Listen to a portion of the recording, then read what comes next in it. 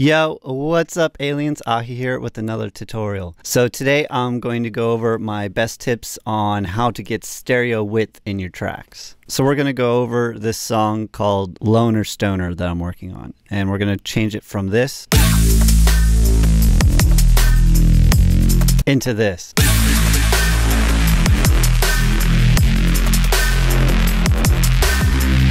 So I've seen a lot of other YouTube tutorials on stereo width that involve things like using stereo imagers to widen things, adding reverbs, adding ping-pong delays,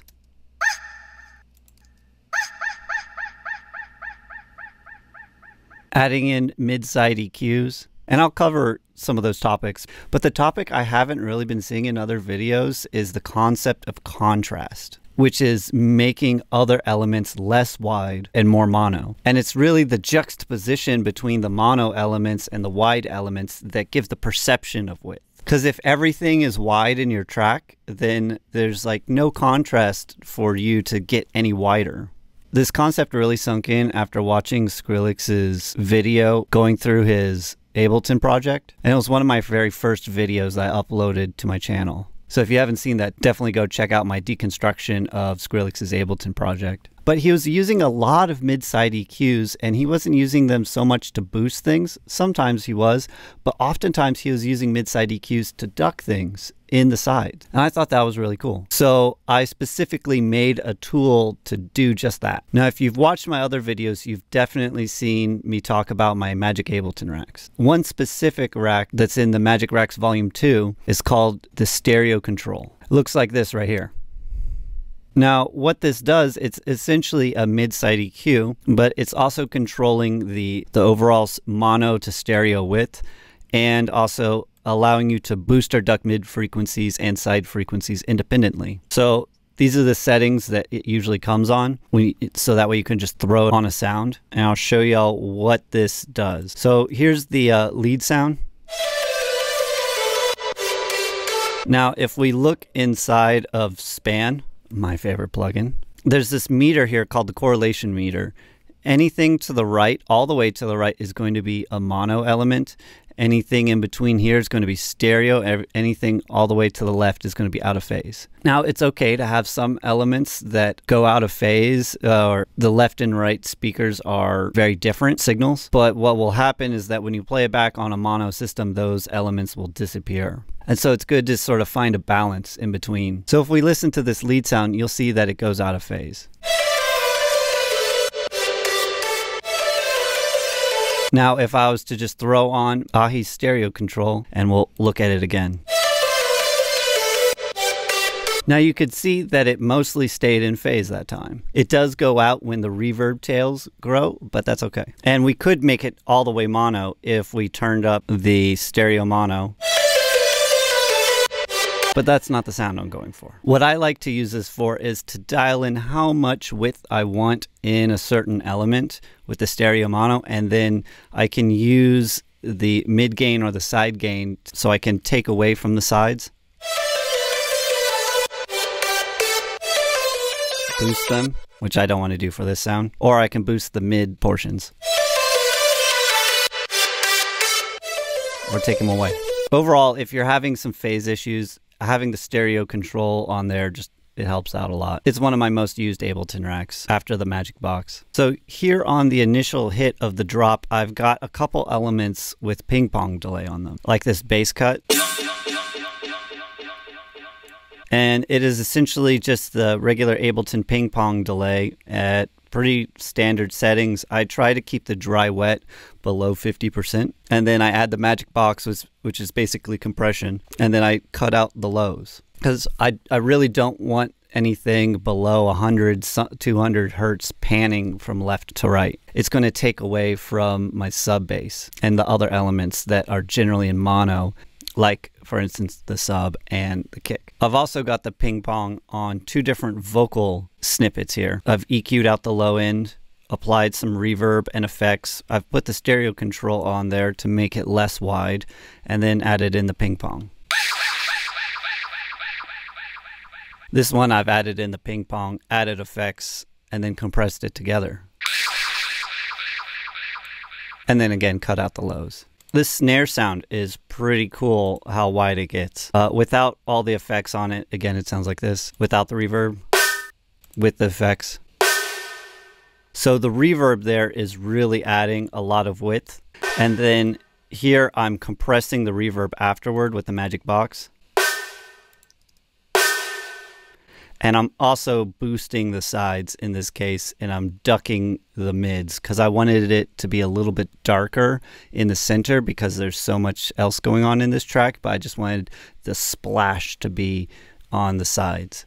And the way that you turn on the mid-side mode in the Ableton EQ is usually it's set to stereo here. You just scroll down to MS and then you can click the edit button to switch between mid and side. So my main sound here is this respace.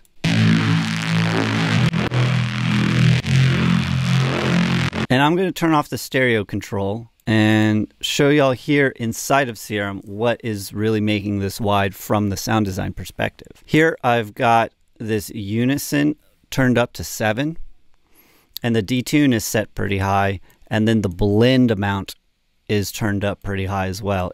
These are pretty the standard settings, but let's listen as I turn down the blend.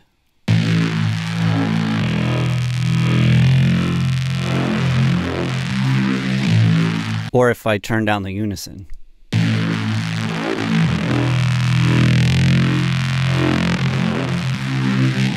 So it's a combination of having multiple voices, and they're sort of being panned in this sense with the blend function. And it's just something to be aware of during your sound design process. I'd say another thing, but minor, is the fact that the chorus is turned on. It doesn't really add that much width, but in certain other sounds it can actually add a lot of width if there wasn't already some there. You can see here in the EQ, I've boosted a ton of the highs. And this was because the original sound's quite warm.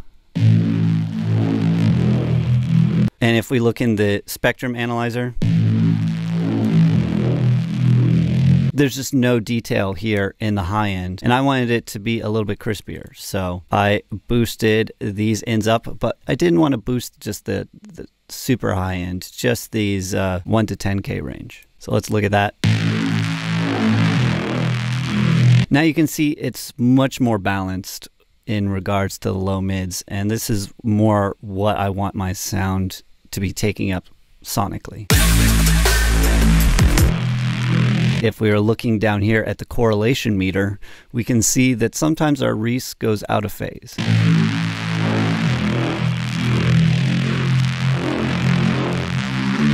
And so to help prevent that, I put on AHEE stereo control, which again, I've explained the functions.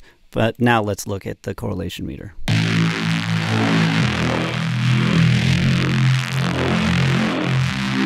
Where it would have gone out of phase there, it's still stereo and it's still wide, but it's a little less wide than it would have been originally because of the fact that we're pulling down there, and also we're boosting the mid frequencies and ducking the side frequencies a little bit. Now here's just the pure sub bass. I've actually created a separate instance for the sub from the respace because here in the respace I've cut out the low end. And so now with this sub, this is just a pure mono sub.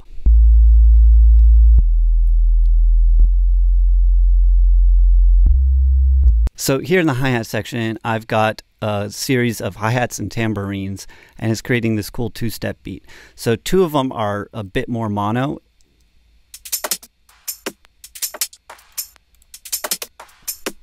As we can see right here. There's a little bit of stereo action, but not much. And then there's this third tambourine right here that is almost fully stereo, almost out of phase. Out of phase here a little bit. But it sounds good, and to be able to contrast them, I think sounds even better.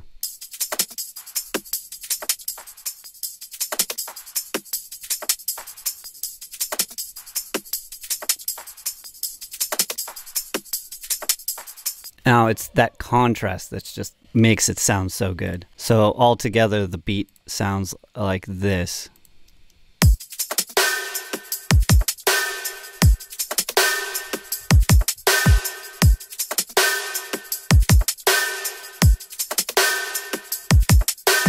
Another technique here is making space for whatever is going to be your main focus, the element in your song that's going to be the main focus for whatever part. So in this part of the song, I want the lead sound to be the main focus. But there's also that ARP that's in the similar frequency range. So what I'm going to do is I'm going to look here at the specific frequencies of this lead sound. Fundamentals of the frequencies seem to sit somewhere between 700 hertz to 1400. So I'm going to then come down to the ARP. I'm going to turn this EQ into a mid-side EQ. And here on the sides, I'm actually going to take the EQ and turn down just that. I'd say 900 hertz is going to be in the middle there. I'm just going to listen.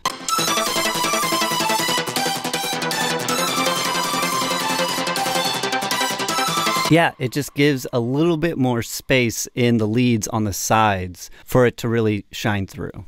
And that, my friends, is how to achieve stereo width with contrast. So I'll provide a link below where y'all can get my magic racks that include things like the stereo control and the magic box. If you haven't checked it out already, definitely do so. They're super helpful. I use them all the time in my own productions, as you can see. Also, if you like this, please be sure to hit that like button and to subscribe if you haven't already. I'll be doing more tutorials like this. Bye, aliens. Peace.